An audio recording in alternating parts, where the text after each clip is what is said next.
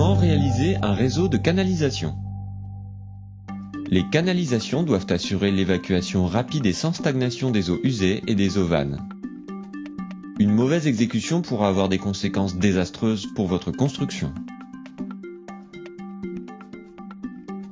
En plus de la boîte à outils traditionnelle, il nous faut un laser, une pelle, une pioche, une mini-pelle, une pilonneuse, une scie à PVC et un marqueur.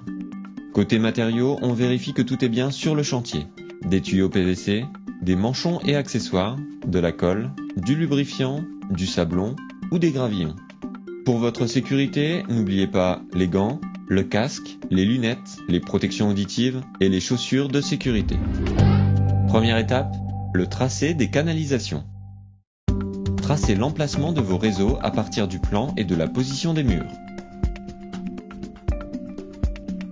Conseil, afin de faciliter l'entretien des réseaux, limitez au maximum les changements de direction sous le dallage.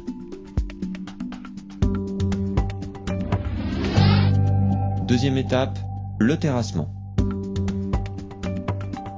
Creusez des tranchées d'une largeur adaptée à votre ouvrage et de 30 cm minimum selon le tracé. Réglez le fond de fouille de façon à créer des pentes supérieures à 2%. Attention, vous devez respecter un recouvrement minimum de 15 cm au-dessus de votre canalisation. Déposez une couche de sable ou de gravillon au fond de la tranchée et réglez-la.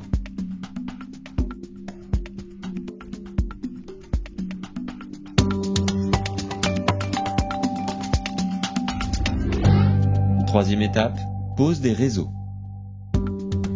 Veillez à adapter le dimensionnement des réseaux au type d'utilisation et au système d'assainissement desservi.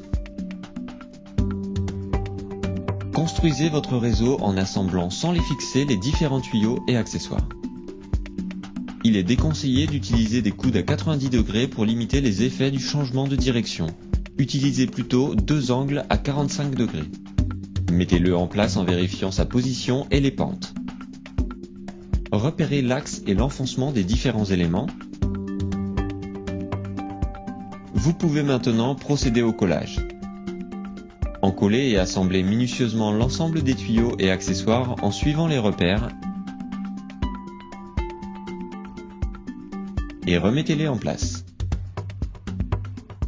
Remarque, l'étanchéité du réseau dépend de la qualité de l'encollage.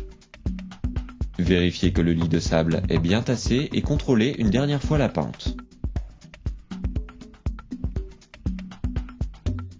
Couvrez les tuyaux de sable, puis remblayez et compactez la tranchée.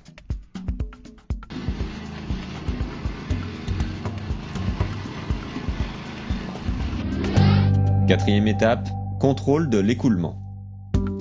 Versez un seau d'eau à chaque entrée de votre réseau. Vérifiez qu'elle s'écoule par la sortie.